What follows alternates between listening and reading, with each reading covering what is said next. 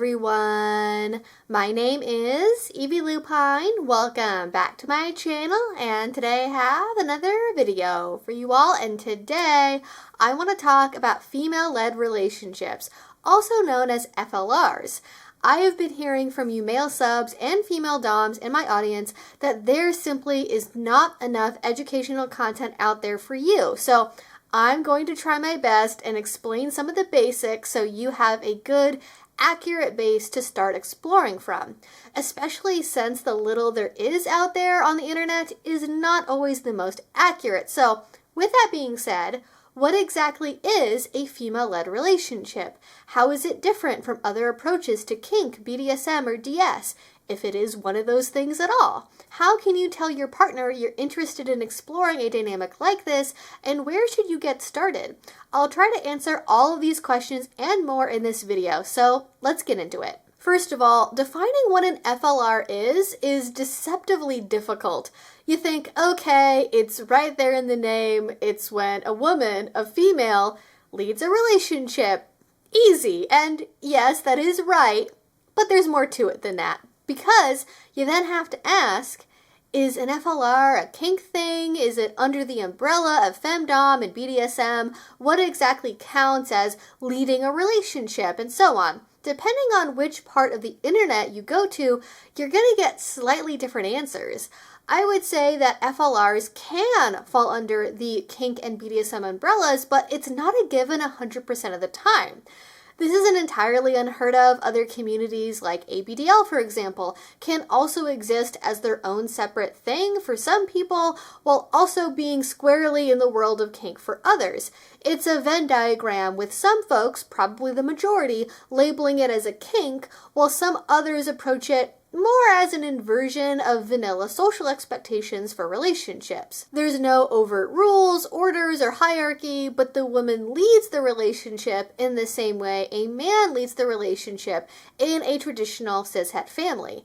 There are people, especially those without other exposure to kink, who do this in isolation without any of the sort of whips and chains stuff they associate with kink and BDSM, and assume that what they're doing can't be kinky because it doesn't include those things.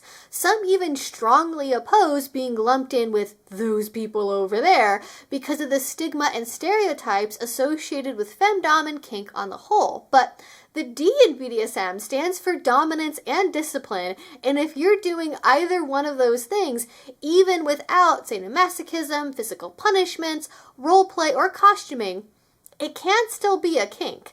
But I suppose what's kinky is ultimately in the eye of the beholder, and if it doesn't feel like a kink to you, no one can force you to see it that way. For me though, I am going to be approaching this video as though FLRs are a kink because that's the context I'm looking at it from.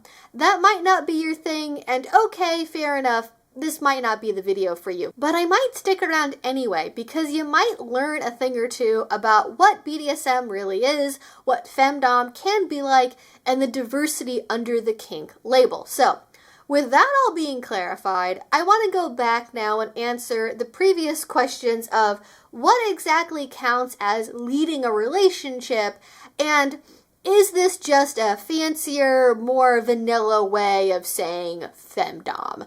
I would say FLRs naturally fall under the femdom label because it's about women being in charge and therefore taking on a capital D dominant role. However, unlike general female dominance, which can encompass anything from pickup play to one-off scenes to non-romantic transactional relationships, an FLR typically focuses on an intimate partnership between the two people involved. This is usually romantic and sexual, though maybe not directly sexual in the way people may expect from vanilla relationships. We'll talk more about that as we go along. The leadership the woman takes is almost always over their domestic home and sex lives. However, at higher levels, it frequently extends into related areas such as finances, work, and physical appearance. There's actually a pretty good blog about FLRs called, unsurprisingly, About FLR.com, which breaks down 4 levels of leadership a woman can take in her relationship. And I'm going to be paraphrasing it very loosely because I personally don't like how they kind of imply with their language that the lower levels are mostly done by women who are just trying to appease their man but don't have their heart in it. And the men at these levels are often not really truly satisfied, and they're just sort of holdovers until you can get to like the real side of things. So at the most basic level, a couple would pursue a slightly below egalitarian relationship, which has the power weighted in the woman's favor. Active control or rules are not happening, but her preferences and needs are centered. If he wants pizza for dinner and she wants a salad, salad it is. So she maybe gets to tell him what chores to do around the house and when, and offload some of the housekeeping responsibilities onto him, like picking up the groceries after work.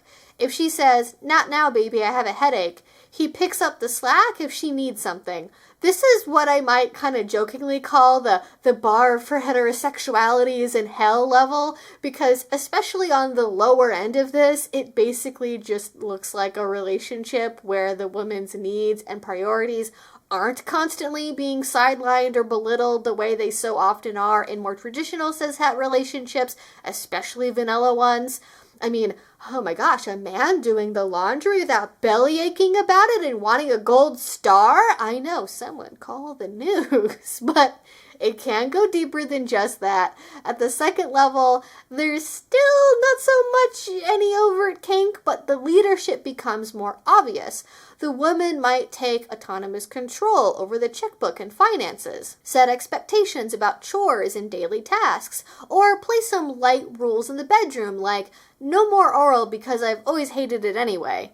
Pampering can very well much be a thing here too, since a female-led relationship is not a total inversion of gendered expectations. It can sometimes actually lean into traditional expectations for men's and women's behavior when dating. For example, the man always pulls out her chair and opens doors, always pays for everything without being asked, and treats his woman with frequent flowers and gifts. Behind closed doors, this pampering may extend into some soft kink areas like foot massages, but without any emphasis on the sexual charge that may be behind it, especially on the man's side.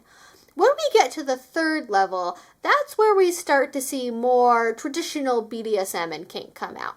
I would liken this to other forms of partial power exchange dom-sub relationships. She might not have control over every single tiny thing in his life. Still, though, there is now likely a clear structure to the relationship that has been intentionally negotiated, complete with rules, punishments, limits, and time for distinct scenes.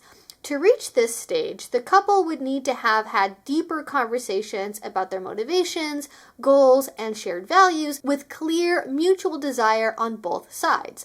Acts of service may now become more formalized and ritualized. For example, at the lower levels, the man may have just merely unceremoniously tidied up around the house whenever he happened to have a free moment on his own time. At this level, though, there may be more exact expectations, such as, you will have the home spotless for me before I arrive home from work at 5:30 p.m. You will greet me kneeling in the living room with your maid outfit on. Home-based service submission is still the emphasis of the power exchange at this level, and the woman may have also taken a majority stake in life decisions for their partnership, such as choices about holidays, vacations, living arrangements, savings, and possibly even career goals. More traditional femdom activities like chastity, CBT, foot worship, humiliation, sadomasochism, and pegging often also come out at this level. Many FLRs at this stage also include the woman being a key holder, that is, someone who is keeping another in a state of chastity, the key symbolizing the lock that they have on somebody's chastity device. Their bedroom activities are also often left up to the woman's discretion entirely, including when and if physical intimacy happens and in what form. For some, this means total denial, or at least long periods of denial, whereas for others, it means being treated more like an on-demand toy who may or may not get their pleasure in the experience. For what it's worth, the former appears to be more common than the latter, at least in a fantasy context. That being said, the control at this stage is not total, nor is it always 24/7. Couples who end up here may have times or days when they revert to a lower level of power exchange, or may even be outright vanilla at times too. And then finally, we have the fourth level. This is similar to total power exchange or a master-slave relationship in most cases. The kink here is omnipresent, 24/7, intense, and psychological. The woman takes complete control over all aspects of her man's life, from his physical appearance to his work, to his life goals, and so on. This may include an extended period of ritualized training, in which the man is taught to serve his partner's will, often through pain and punishment. When she says jump, he doesn't even ask how high. He already knows what to do because it has already been drilled into him that he must always jump precisely 8.5 feet, and to do so quietly. More often than not, his sex life in particular is extremely restricted, with near constant physical chastity being a common goal. She may or may not use him for her own pleasure, but frequently uses others for those needs while denying her FLR partner, much to both of their enjoyment, at least psychologically. In summary, this stage is about as traditional femdom as it gets in an FLR. Think women in corsets using their nude partners as footstools. I find the fact that About FLR, the website, is so mum on the specifics of kink at this level to be very interesting because, as they put it, they don't talk about BDSM much on this website for whatever reason. The stigma against kink strikes again. Remember, there are a lot of people who do see their FLR as totally separate from BDSM. Now, I do want to be cautious. Now that I have mentioned these levels, these are not complete or hard and fast representations of every possible way of doing an FLR, nor is any one level better than any other. These are just some general outlines of what you can roughly expect to give a clear picture of where you might happen to fall. If you don't like chastity or pegging or even domestic service, you don't have to include any of that stuff. The core of an FLR is just that. Female leadership. And if your female leadership means you don't want to have to lock a dude up in a cage or spank him, you don't need to. Maybe what you want instead is more like a chauffeur. There are 1,000,001 ways to do dominance, and that's another thing too. There are many, many ways to approach this emotionally as well. People seem to have fairly set expectations for how they believe a female dominant should and will act. If someone is a femdom, they expect that person to be cold, cruel, distant, and unloving. That's how we get terms like gentle femdom as a counterpoint, which is instead supposed to be encouraging, nurturing, soft, and loving without the sadomasochism expected from typical femdoms. And y'all know that I hate pigeonholing, so I'm going to try to avoid ranting about how much I hate this dichotomy since, again, there are 1,000,001 ways to approach all of this stuff. Sadomasochism doesn't have to be cruel, and softness and being nurturing and roughness are not always mutually exclusive, but that is how a lot of people see it. As far as I can tell, most people seem to place FLRs at sort of the midpoint between these two, depending on the level of power exchange involved. It's more intense than gentle femdom, but maybe not as cruel and distant as traditional femdom is. The more power exchange, though, the more things are assumed to be harsh and more stereotypically femdom-y. But you could just as easily be a nice, gentle mommy-dommy at any level of an FLR, or be a rough, calculating mistress instead, too. Perhaps you have a level 4 total power exchange FLR, but you don't engage in physical punishments, harsh pain-based training, or even chastity. Perhaps instead you have a well-structured reward system, utilize plenty of verbal praise and positive reinforcement, and take control in the bedroom, but in a manner that still seeks out mutual pleasure, if by force. Or maybe you have a relatively mundane level 2 relationship, but the woman isn't afraid to put her foot down firmly when she wants to get her way, and isn't beyond giving you a good verbal lashing if you mess something up or don't get her a nice enough gift. The point is, even within an FLR, you have the power to make the kind of relationship you both want in whatever flavor you like. So now I want to talk about motivations. What does someone get out of a relationship like this? Why would a woman want to be in control? And why would a man want to give up that control?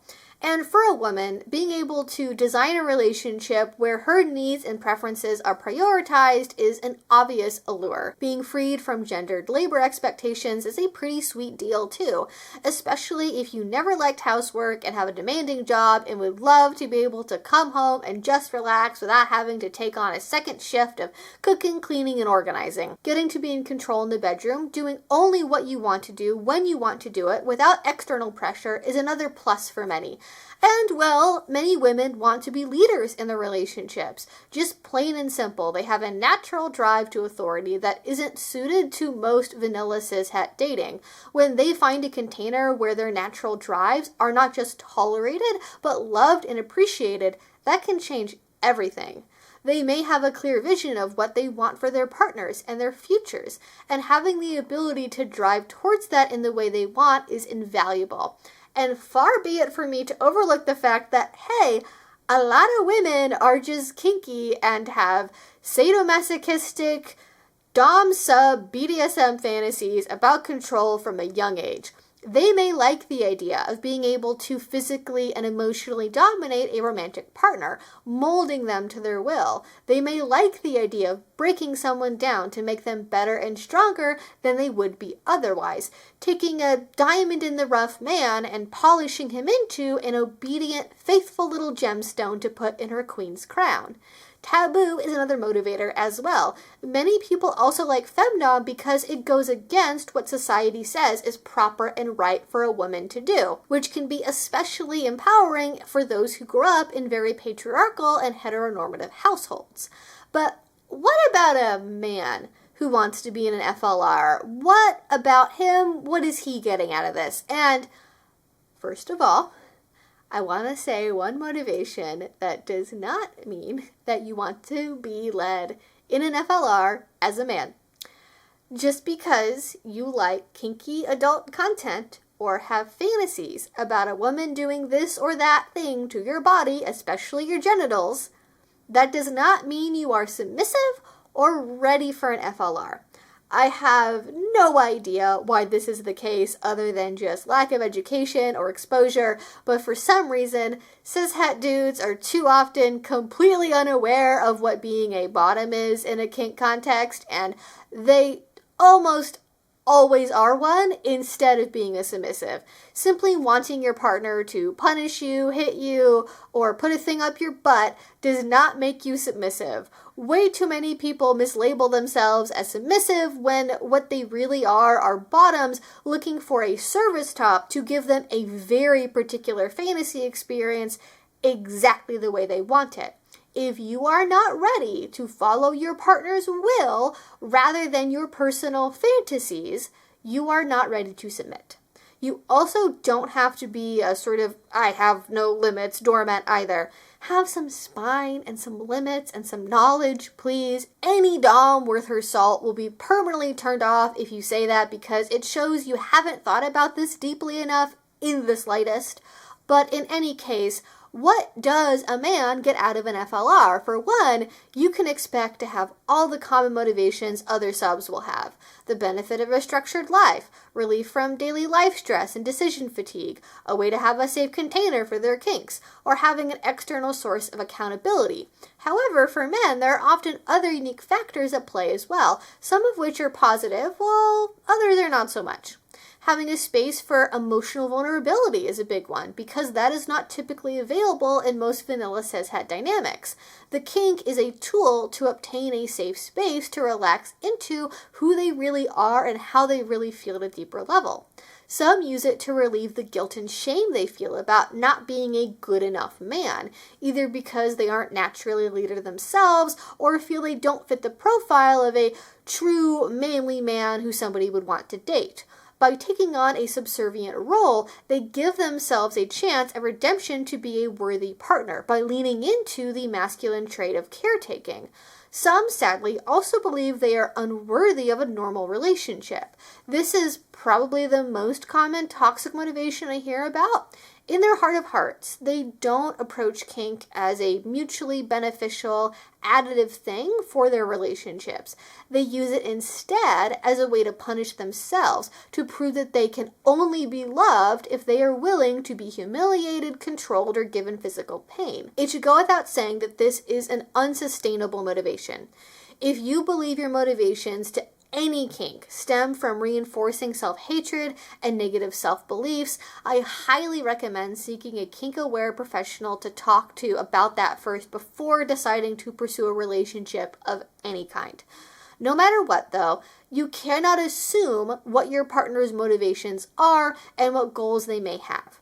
Even if you think you know them well and have been together for 10 or 20 years, having a frank conversation about this is a must because you can still be surprised about what your partner is into. Talking about this isn't easy, but luckily I already have made videos in the past that you can reference if you want a detailed step-by-step guide on how to have these sorts of conversations. At minimum, though, I recommend doing a little vulnerability fishing. Maybe tossing out the idea with a meme or a clip or something and seeing how they react. If they respond positively, or at least show some level of interest and curiosity, build from there. And please, listen to me. Do not push, do not cajole, do not coerce, do not beg, plead, cry, make bargains, or promise your soul to the devil trying to make a partner dominate you. That is coercion, and that is wrong. It will also never get you the kind of dominance you really crave. If your partner is not into it, they are not into it. And you have to take that no for what it is. Pushing it will only close them off further. Take a rejection with some grace, okay? Your partner is ultimately giving you essential information about who they are and what they like. That may not always be compatible with your life or your kinks, and that's okay because now you know and you can figure out what to do next in your relationship. But if there is some level of interest and mutual curiosity, you can work with that. Start with the lowest stakes, highest mutual motivation stuff. If you're both really into the idea of bondage, begin with that. If doing the household chores for her floats both your boats, start there. Then check in, see how it feels, talk regularly, and build from there. Even if all you do at first is call her ma'am or miss, that is a great starting point. And I know that for a lot of people who are femdoms or male submissives, there's not a lot of support in everyday life for having those kinds of interests. So regardless of if you are single or in a relationship, if you're looking to find someone to do this kind of thing with, or you're trying to baby step into it from an existing vanilla relationship, I always recommend trying to find community with other people, be that going to munches or discussion groups, going to femdom-centered kink events. Like, there are so many, depending on where you live, that come in all different flavors. I know a lot of communities, for example, will have a femdom brunch or a meetup at a bar or a pub. They might have play parties that center on interests that both femdoms and male subs are into, like massage and foot worship. Look around in your local area. I would say maybe like a 2-hour radius, depending on how much you can drive and or if you have access to good public transit. But look around there. I would say FetLife is going to be your best resource for that, though there are some other places you can go to. I have a video linked down below on how to navigate like kinky social media and find events, but check those places out. Even if you're not looking to find a partner, having community with people who can talk to you about what it's really like and give you support and reassurance when you're not probably going to get that from other people in your day-to-day can be so important, especially when you're trying to figure out what's working, what's not, and what you both really want to ultimately get out of this. But yeah, that's more or less what I wanted to share as a basic primer on FLRs. I'll have some other resources and videos linked down below. If you are in an FLR, if you're a male sub, a female dominant, I would love to hear thoughts about this one in a comment down below. It is honestly really weird for me to talk in a very gendered way in a video like this. I pretty much never do because kink is for everyone. So yeah, I mean, also FLRs are not typically used in female sub femdom relationships, though maybe some people use it that way. It definitely has more of a connotation of a gender binary that I don't necessarily super love, but it is a term that people use, so we're going to talk about it. And with that being said, you can share all your thoughts, comments, and questions down below. If you did enjoy this already, please do subscribe, because I make videos every week talking about kink and BDSM, as well as polyamory, relationships, dating advice, and so much more. If you did really enjoy this and you want to support what I do, the best we can do is with Patreon. Link to that will be down below. If you do already support me there, thank you so much. It means the absolute world to me. And until I see you all next time, I hope you have a great rest of your day and a great rest of your week. Bye-bye.